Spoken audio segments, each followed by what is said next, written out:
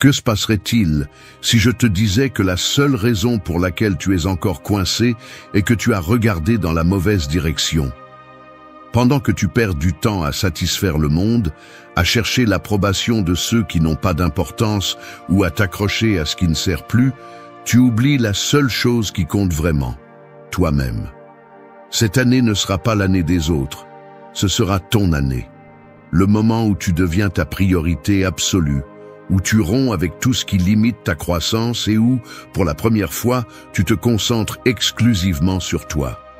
Se concentrer sur soi-même n'est pas de l'égoïsme, c'est du pouvoir. Il est temps de prendre des décisions conscientes, d'éliminer ce qui n'ajoute rien et de transformer tes faiblesses en les fondations de ta force. Il n'y a plus de place pour les excuses ou les distractions.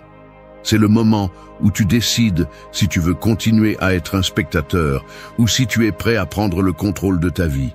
Ces 12 leçons ne sont pas des conseils vides, ce sont des outils pour construire une vie avec plus de contrôle, moins de bruit et surtout plus de sens.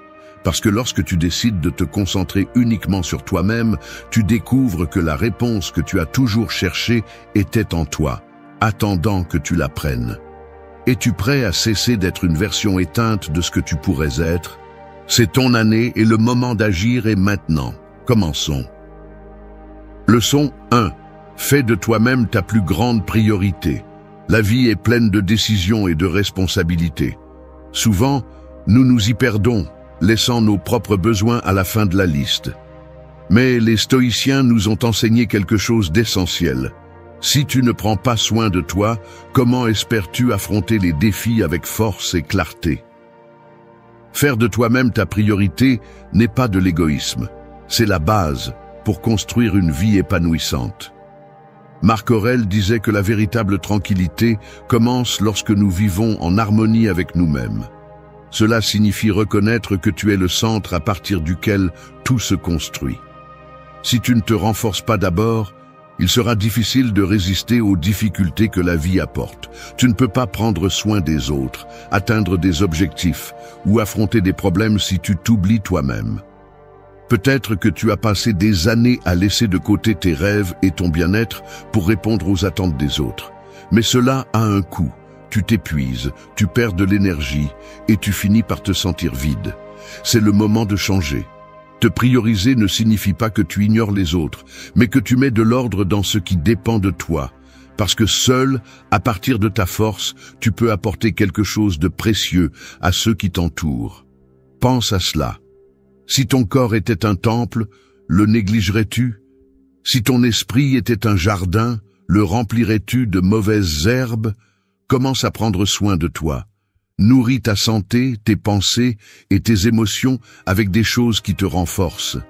Apprends à dire non quand quelque chose ne te fait pas du bien et à créer des habitudes qui t'aident à grandir. Un arbre qui ne reçoit pas d'eau ne peut pas donner de fruits. Tu es cet arbre. Si tu te négliges, tu ne t'affectes pas seulement toi-même, mais tout ce que tu essaies de construire. Mais lorsque tu te renforces, tu peux affronter n'importe quel défi et aider les autres à partir d'un lieu de stabilité et d'énergie. Rappelle-toi, le seul temps que tu as est maintenant. Et la seule chose que tu peux contrôler est ta propre préparation pour ce qui vient. Fais de toi-même ta plus grande priorité, parce que c'est seulement de là que tu pourras vivre pleinement et avec un but. Leçon 2. Brisez les schémas automatiques qui vous retiennent. Combien de fois avez-vous terminé la journée avec le sentiment que rien n'a changé? Vous vivez les mêmes cycles, les mêmes décisions, les mêmes pensées, les mêmes actions, tout en pilote automatique. Sans vous en rendre compte, les habitudes que vous avez créées pour faciliter votre vie agissent maintenant comme des chaînes qui vous attachent au même endroit. C'est comme marcher en cercle, en attendant un nouveau chemin qui n'apparaît jamais. Le piège des schémas automatiques est leur confort. Ils nous donnent une fausse sensation de contrôle parce qu'ils sont prévisibles. Mais ce confort a un prix élevé, la stagnation. Chaque fois que vous choisissez le connu au détriment de ce qui vous défie, vous vous éloignez de votre potentiel. Le familier peut sembler sûr, mais c'est aussi ce qui empêche votre croissance. Et la vérité est que la clé pour briser ces chaînes a toujours été entre vos mains. La première étape pour vous libérer est d'identifier ces schémas. Demandez-vous, qu'est-ce que je fais sans réfléchir? Quelle décision je prends par habitude? Peut-être que vous acceptez toujours des tâches que vous ne voulez pas faire pour éviter les conflits, ou que vous laissez des pensées négatives diriger votre vie. Ces habitudes ne vous épuisent pas seulement, elles bloquent aussi votre progression. Le changement commence lorsque vous décidez de vous observer avec honnêteté et d'admettre que tous les chemins que vous suivez ne vous mènent pas où vous le souhaitez. C'est ici que le stoïcisme offre un guide puissant. Épictète disait que nous ne contrôlons pas ce qui se passe, mais bien notre réponse. C'est ce principe qui vous permet de rompre avec l'automatique, remettre en question ces réponses qui surgissent sans réfléchir. Souvent, ce qui vous a aidé dans le passé est maintenant ce qui vous retient. Le changement n'est pas toujours confortable, mais il est nécessaire pour avancer. Les stoïciens soulignent également l'importance de l'action délibérée. Chaque petit pas compte, même quelque chose d'aussi simple que changer une routine.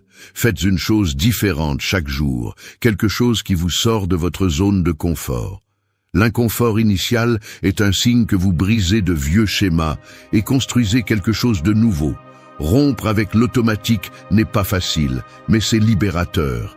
C'est un acte de courage, une décision consciente de prendre le contrôle de votre vie. Ce n'est que lorsque vous choisissez de défier ce que vous connaissez que vous pouvez vous ouvrir à de nouvelles possibilités et avancer vers une version plus complète de vous-même. Leçon 3. Change les croyances qui limitent ton futur. Tes croyances sont la base sur laquelle tu construis ta vie. Tout ce que tu fais, décides et poursuis est influencé par ce que tu considères vrai sur toi-même et sur le monde. Mais t'es-tu déjà demandé si ces croyances te poussent en avant ou te retiennent? Beaucoup d'entre elles ne sont que des idées héritées ou acquises avec le temps, acceptées sans les remettre en question. Et c'est là le problème. Ce que tu crois détermine ce que tu fais, et ce que tu fais définit qui tu es. Si tu ne révises pas tes croyances, tu pourrais limiter ton propre futur. Il est facile de tomber dans l'habitude de penser que certaines choses sont simplement ainsi.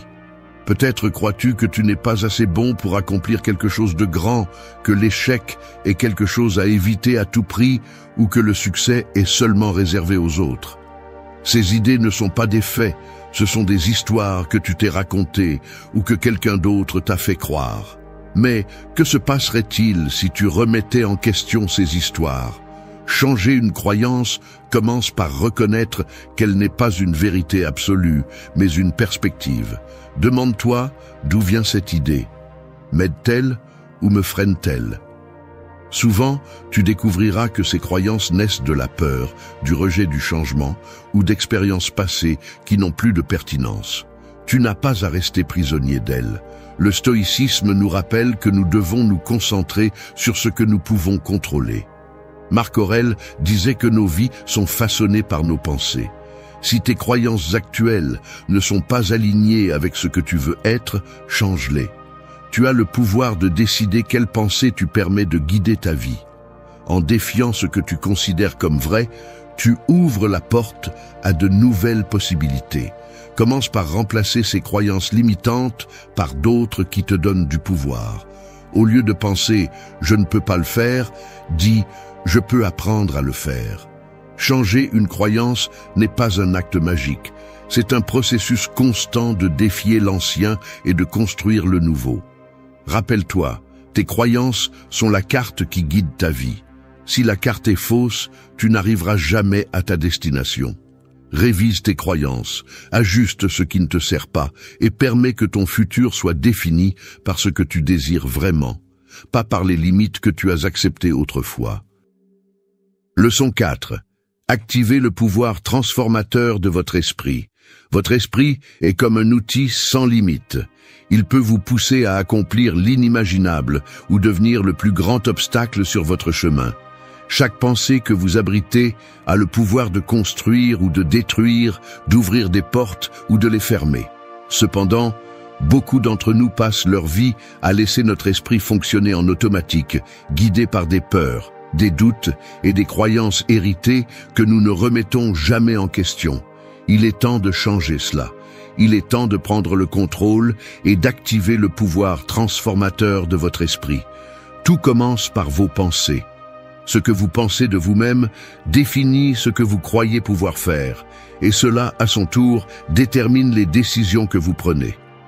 Si vous remplissez votre esprit d'idées limitantes comme « je ne suis pas capable » ou « ce n'est pas pour moi », vous créez un futur en accord avec ces mots.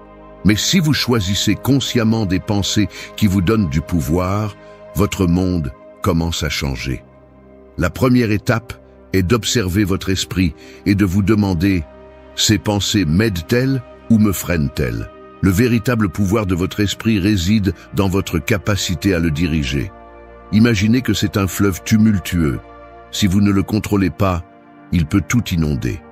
Mais si vous construisez des canaux appropriés, ce fleuve peut générer de l'énergie, donner la vie et déplacer des montagnes. C'est ainsi que fonctionne votre esprit. Sans direction, c'est le chaos.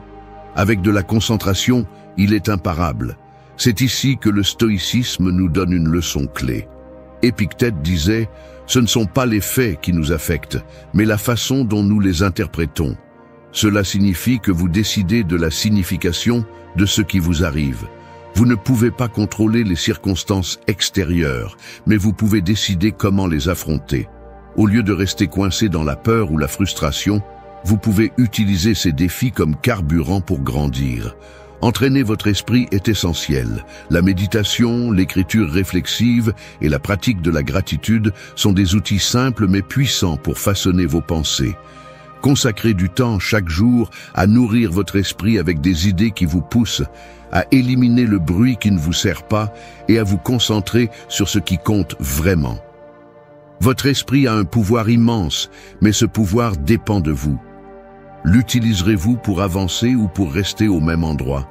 Lorsque vous décidez de maîtriser vos pensées, vous découvrez que la véritable limite n'a jamais été à l'extérieur, mais à l'intérieur de vous. Il est maintenant temps de libérer tout ce que votre esprit peut offrir. Leçon 5. Fais que chaque minute compte. Le temps est la ressource la plus précieuse que tu as, mais c'est aussi la seule que tu ne peux pas récupérer. Chaque minute qui passe est un fragment de ta vie qui ne reviendra jamais. Et pourtant, combien de ces minutes gaspilles-tu en choses qui n'ont pas d'importance? Réseaux sociaux, soucis inutiles, conversations sans sens. Il est facile de tomber dans le piège de croire que le temps est infini. Mais il ne l'est pas. C'est pourquoi si tu veux transformer ta vie, tu dois apprendre à traiter chaque minute comme ce qu'elle est réellement. Un trésor. Imagine que chaque jour, tu reçois un dépôt de 1440 pièces d'or. Ces pièces représentent les minutes de ta journée. Maintenant, demande-toi, à quoi les dépenses-tu? À construire quelque chose de précieux ou à les laisser tomber sans soin? La différence entre une vie épanouissante et une vie pleine de regrets réside dans la façon dont tu décides d'utiliser ce trésor quotidien. Faire que chaque minute compte ne signifie pas vivre en courant d'un endroit à un autre ou en remplissant ton agenda à la limite. Il s'agit de donner un sens à ce que tu fais. Chaque action, aussi petite soit-elle, doit être alignée avec ce que tu valorises vraiment. Demande-toi, est-ce que cela me rapproche de la vie que je veux ou est-ce que cela me maintient simplement occupé? Il est facile de confondre activité avec productivité, mais ce ne sont pas la même chose. Le stoïcisme nous apprend à vivre conscient du moment présent. Marc Aurèle disait « Ne vis pas comme si tu avais 10 000 ans devant toi. Le destin est à un pas, agis maintenant. » Ce rappel n'est pas pour générer de la peur, mais pour inspirer l'action. Tu ne peux pas contrôler combien de temps tu auras, mais tu peux décider comment tu l'utilises. Une façon pratique de profiter de ton temps est d'établir des priorités claires. Identifie les activités qui comptent vraiment et consacre tes meilleures heures à elles. Tout ne mérite pas ton attention et apprendre à dire non est essentiel pour protéger ton temps. De plus, évite de tomber dans le piège de la procrastination. Chaque fois que tu reportes quelque chose d'important, tu voles du temps à ton futur. Fais que chaque minute compte, non pas parce que le temps est limité, mais parce que ta vie mérite d'être vécue avec intention. Ne laisse pas les jours passer sans but. Quand tu décides de donner de la valeur à chaque instant, tu découvres que le temps, bien utilisé, est l'outil le plus puissant pour transformer ta vie. Leçon 6. Libérez-vous des émotions qui vous emprisonnent. Les émotions font partie de ce qui nous rend humains, mais elles peuvent aussi devenir les chaînes les plus lourdes si nous ne savons pas les gérer. La colère, la culpabilité, l'anxiété ou même l'attachement excessif peuvent prendre le contrôle de votre vie, vous éloignant de ce qui compte vraiment. Si vous vous laissez emporter par elles, vous devenez prisonnier d'un va-et-vient émotionnel constant qui consomme votre énergie et brouille votre jugement. Il est temps de briser ces chaînes et de reprendre le contrôle. Pensez à toutes les fois où la colère vous a fait agir impulsivement, ou où la culpabilité vous a laissé pris dans un cycle de regrets. Ces émotions, bien qu'intenses, sont éphémères. Cependant, lorsque vous les nourrissez ou vous identifiez trop à elles commencent à définir votre réalité. Il ne s'agit pas de les ignorer ou de les réprimer, mais de les comprendre et de leur donner leur juste place. Lorsqu'une émotion vous envahit, demandez-vous « Pourquoi est-ce que je ressens cela ?» Souvent, vous découvrirez que cela n'a pas tant à voir avec ce qui se passe, mais avec la façon dont vous l'interprétez. Cette petite pause pour réfléchir peut faire la différence entre agir calmement ou se laisser emporter par le chaos. Une stratégie puissante consiste à apprendre à séparer qui vous êtes de ce que vous ressentez. Vous n'êtes pas votre colère, ni votre tristesse, ni votre anxiété. Ces émotions sont comme des vagues. Elles arrivent, frappent et puis s'en vont.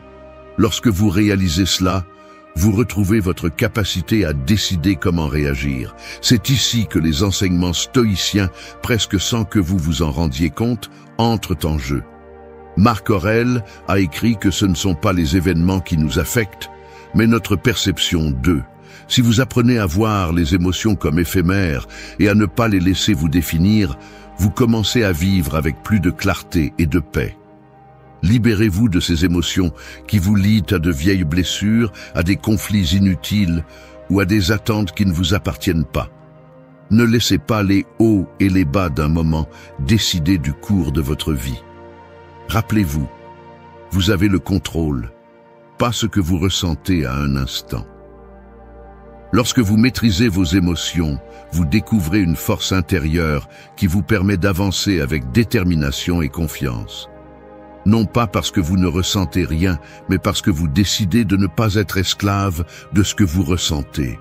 La véritable liberté commence lorsque vous choisissez comment répondre au lieu de réagir. Leçon 7. Arrête de dépendre de l'approbation des autres.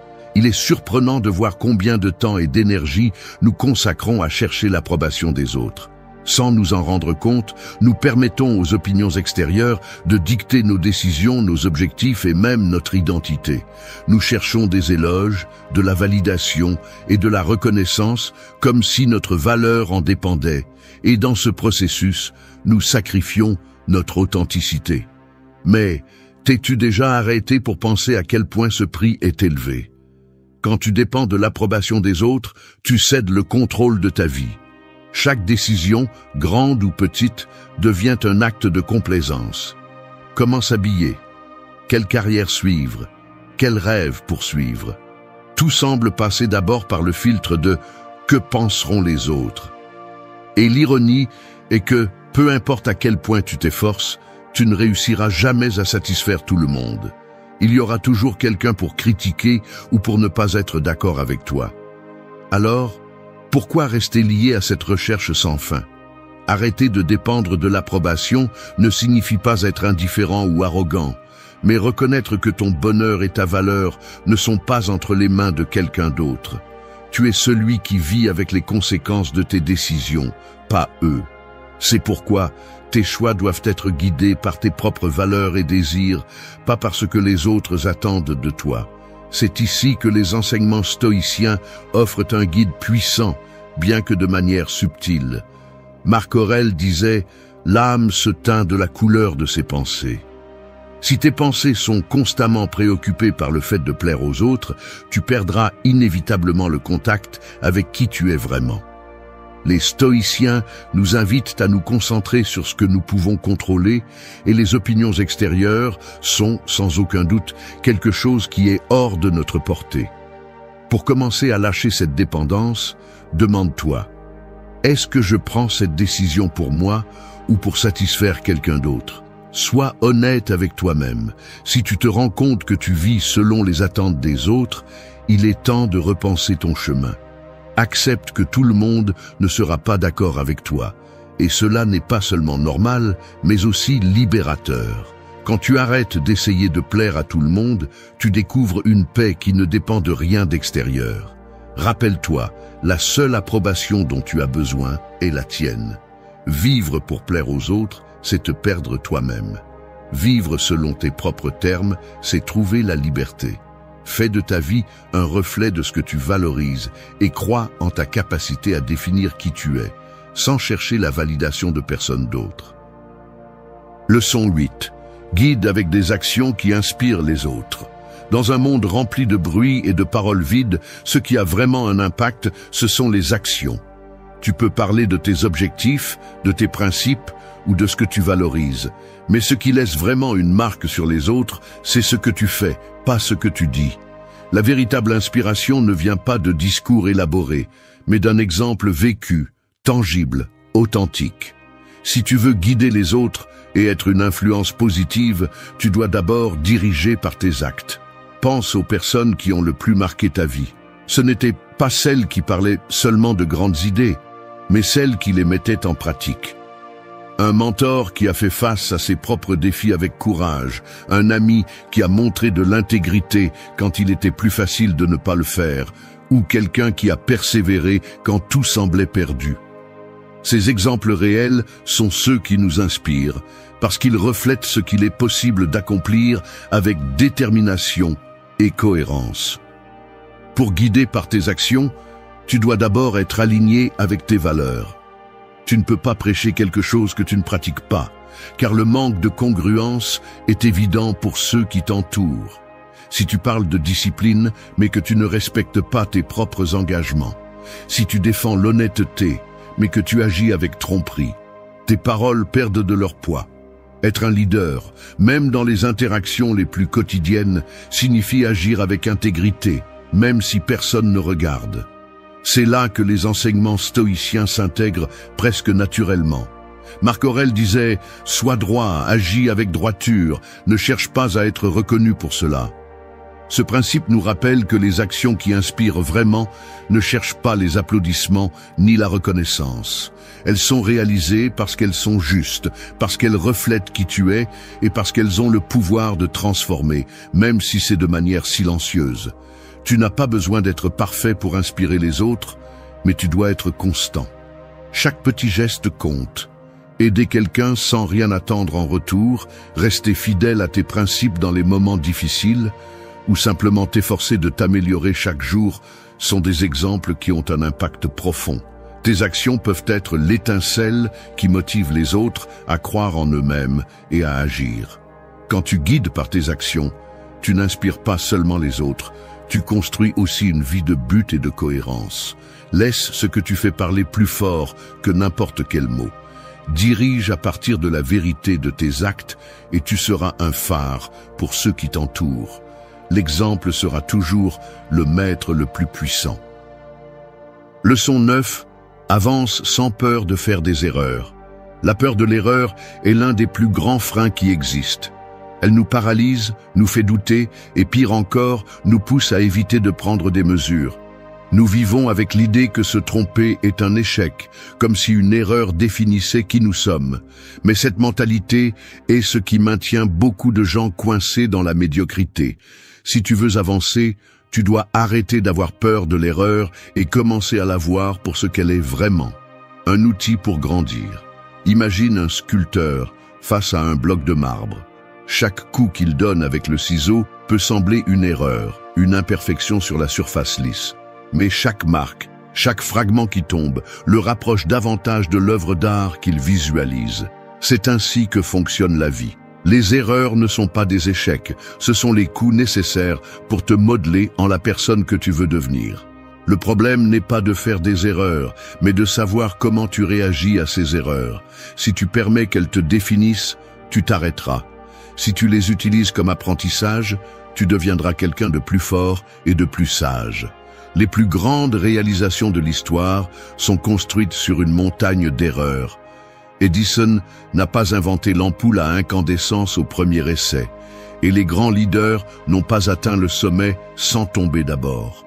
L'erreur n'est pas la fin, elle fait partie du processus. C'est là que les enseignements stoïciens apportent une leçon cruciale. Épictète disait « La difficulté montre ce qu'est l'homme ». Les erreurs sont ces difficultés qui mettent à l'épreuve qui tu es et combien tu es prêt à persévérer. Au lieu de les craindre, utilise-les pour te prouver de quoi tu es capable. Chaque fois que tu te relèves après une chute, tu te rapproches un pas de plus de tes objectifs.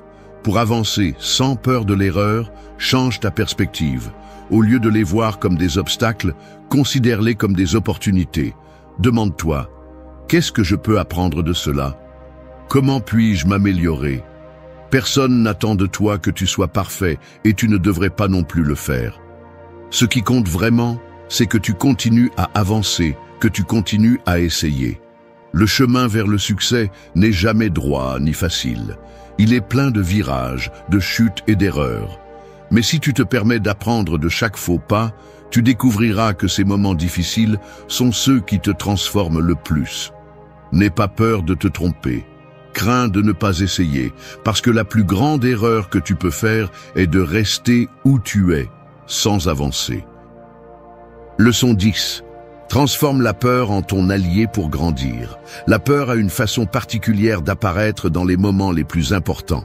Cette entrevue d'embauche, cette conversation en suspens, ce rêve qui semble si grand que tu n'oses pas le poursuivre. Pour beaucoup, la peur est l'ennemi, la barrière qui se dresse entre eux et ce qu'ils désirent. Mais, et si la peur n'était pas quelque chose à éviter, mais quelque chose à embrasser? Et si, au lieu de t'arrêter, la peur était le moteur qui te pousse? Pense à la peur comme à un signal. Elle n'est pas là pour te dire de t'arrêter, mais pour te montrer où sont tes limites. C'est une boussole qui pointe vers l'inconnu, vers ce qui te défie et vers les domaines où tu peux le plus grandir. Le problème n'est pas de ressentir de la peur, le problème est de la laisser te paralyser. Lorsque la peur gouverne tes décisions, tu lui donnes le contrôle de ta vie. Mais lorsque tu lui fais face, tu la transformes en un outil d'apprentissage et de croissance. Combien de fois la peur t'a-t-elle arrêté? Peut-être as-tu évité de prendre des risques parce que tu avais peur d'échouer, ou tu t'es tu par peur d'être jugé. Maintenant, imagine ce qui se serait passé si tu avais franchi cette étape. Chaque peur que tu affrontes est une opportunité de progresser, de te prouver de quoi tu es capable. La peur n'est qu'une émotion, une réponse de ton esprit à l'incertitude. Et comme toute émotion, elle n'a de pouvoir sur toi que si tu le lui donnes. Les stoïciens, bien qu'ils ne mentionnaient pas directement la peur, comprenaient la valeur de faire face à l'adversité. Épictète disait « Ce qui nous perturbe ne sont pas les événements, mais notre perception d'eux ». La peur est en essence une perception, une anticipation de quelque chose qui pourrait arriver, mais qui n'est pas encore réel. Lorsque tu te permets de défier cette perception, tu te rends compte que souvent la peur est plus grande dans ton esprit que dans la réalité. Pour transformer la peur en ton allié, commence par lui faire face en petite dose. Si tu as peur de parler en public, commence par un petit groupe. Si tu as peur d'échouer, essaie quelque chose de nouveau dans un environnement où le risque est faible. Chaque pas que tu fais vers ce que tu crains affaiblit son influence et renforce ta confiance. Rappelle-toi, la peur ne disparaîtra jamais complètement, mais tu n'as pas besoin de l'éliminer. Tu as besoin de la transformer. Lorsque tu la vois comme un maître et non comme un ennemi, tu découvres qu'elle a beaucoup à t'apprendre. Chaque fois que tu ressens de la peur, fais un pas vers elle. C'est dans ces moments, lorsque tu es hors de ta zone de confort, que tu commences vraiment à grandir. La peur n'est pas la fin, c'est le début de quelque chose de plus grand. Leçon 11. Trouvez le but qui donne un sens à votre vie. Vous êtes-vous déjà demandé pourquoi vous faites ce que vous faites? Dans la routine quotidienne, il est facile de perdre de vue le pourquoi derrière nos actions. Nous travaillons, nous assumons nos responsabilités, nous suivons le rythme de la vie. Mais dans quel but? Vivre sans un but clair est comme naviguer sur un bateau sans cap. Vous pouvez vous déplacer, mais vous n'arriverez jamais à une destination significative. Le but n'est pas seulement une grande idée, c'est la boussole qui guide chaque décision, action et pensée. Quand vous savez quel est votre but, même les jours les plus difficiles prennent du sens. L'effort, les sacrifices et les chutes ne sont plus des obstacles, mais des étapes sur le chemin vers quelque chose de plus grand. Mais trouver ce but n'est pas toujours facile. Cela nécessite de la réflexion, de l'honnêteté et surtout le courage d'explorer qui vous êtes vraiment. Beaucoup de gens confondent le but avec les objectifs. Avoir des objectifs est important, mais le but va au-delà. Un objectif peut être quelque chose de spécifique, comme obtenir une promotion ou terminer un projet. Le but, en revanche, est le moteur qui propulse ces objectifs. C'est le pourquoi derrière chaque action. Sans un but, même atteindre vos objectifs peut sembler vide. Trouver le but qui donne un sens à votre vie commence par vous observer vous-même. Demandez-vous, qu'est-ce qui me passionne vraiment? Qu'est-ce qui me donne de l'énergie? Quel impact veux-je laisser dans le monde? Il n'est pas nécessaire que ce soit quelque chose d'extraordinaire ou de grand. Parfois, le but se trouve dans les petites choses. Prendre soin de ceux que vous aimez, contribuer à votre communauté ou simplement être une meilleure version de vous-même chaque jour. Les stoïciens parlaient du but comme vivre en harmonie avec la nature, en comprenant nature comme notre véritable essence. Marc Aurèle disait « L'homme doit agir conformément à sa nature, comme l'olivier produit des olives ou l'abeille du miel. » Cela signifie que votre but n'est pas quelque chose que vous inventez. C'est quelque chose que vous découvrez en vous connectant avec vous-même et avec ce qui vous rend unique. Une fois que vous avez trouvé votre but, vous verrez comment tout s'emboîte. Les décisions difficiles seront plus claires parce que vous saurez quelle direction prendre. Les chutes feront moins mal parce que vous aurez une raison de vous relever.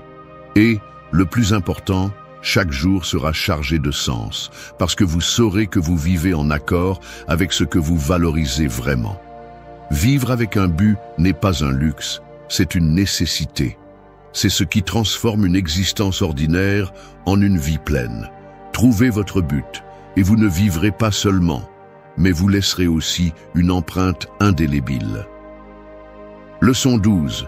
Transforme les blessures du passé en tes plus grandes forces. Le passé peut être un poids que tu traînes ou un outil qui te propulse. Nous avons tous subi des blessures, échecs, trahisons, moments de perte ou de douleur qui ont laissé des cicatrices profondes. Mais ces blessures ne sont pas la fin de ton histoire. Si tu apprends à les regarder avec de nouveaux yeux, elles peuvent devenir la source de ta plus grande force. Ce qui compte, ce n'est pas ce qui t'est arrivé, mais ce que tu en fais. Pense à une épée. Pour être utile, elle doit passer par le feu, le martèlement et le moulage constant. Le processus est intense et douloureux, mais c'est ce qui la transforme en une arme redoutable. Tu es comme cette épée. Les épreuves et les moments difficiles ne sont pas là pour te vaincre, ils sont là pour te forger. Chaque cicatrice que tu portes est un rappel que tu as survécu, que tu es plus fort que tu ne le pensais. Le stoïcisme nous offre une leçon inestimable à cet égard, amor fati, aimer le destin. Ce principe nous invite non seulement à accepter ce qui nous arrive, mais à l'embrasser comme une partie essentielle de notre histoire. Marc Aurèle disait « Ce qui entrave le chemin devient le chemin ». Tes blessures, loin d'être un obstacle, sont la preuve de ta capacité à surmonter ce qui semblait impossible. Pour transformer tes blessures en force, commence par arrêter de les voir comme une punition. Réfléchis à elles avec honnêteté. Qu'as-tu appris? Comment t'ont-elles façonné? Par exemple, si dans le passé tu as fait face à une trahison, tu as peut-être appris à mieux reconnaître en qui avoir confiance. Si tu as subi un échec, tu as acquis de la résilience pour réessayer. Chaque expérience, aussi douloureuse soit-elle, porte en elle une leçon, si tu es prêt à la chercher. Un exemple clair se trouve dans les personnes qui ont transformé leur douleur en impact positif. Pense à quelqu'un qui a tout perdu. mais qui a utilisé cette expérience pour aider les autres à reconstruire leur vie. Ou à celui qui, après avoir affronté une maladie, trouve un but dans l'inspiration des autres à surmonter leurs propres défis. Ces personnes ne sont pas spéciales parce qu'elles n'ont pas souffert. Elles sont spéciales parce qu'elles ont choisi de transformer leur douleur en but. Rappelle-toi ceci, les blessures ne définissent pas ta valeur, mais ta capacité à les guérir peut définir ta force. Chaque fois que tu regardes en arrière et que tu vois une blessure, tu as l'opportunité de décider si elle sera une excuse pour t'arrêter ou un tremplin pour grandir. Le passé ne peut pas être changé, mais ce que tu en fais, oui. Choisis de transformer tes cicatrices en marque de force, pas en rappel de faiblesse. Comme le disait Marc Aurèle, tout ce qui arrive convient. Utilise ton histoire comme un outil pour écrire le chapitre le plus puissant de ta vie. Merci d'être resté jusqu'à la fin de la vidéo. Si vous avez tout vu, commentez « Je suis stoïcien » comme notre signe secret, indiquant que vous êtes un véritable apprenant du stoïcisme. N'oubliez pas de vous abonner et de liker la vidéo si elle vous a plu. Rendez-vous dans la prochaine vidéo et rappelez-vous, continuez à cultiver votre esprit stoïque.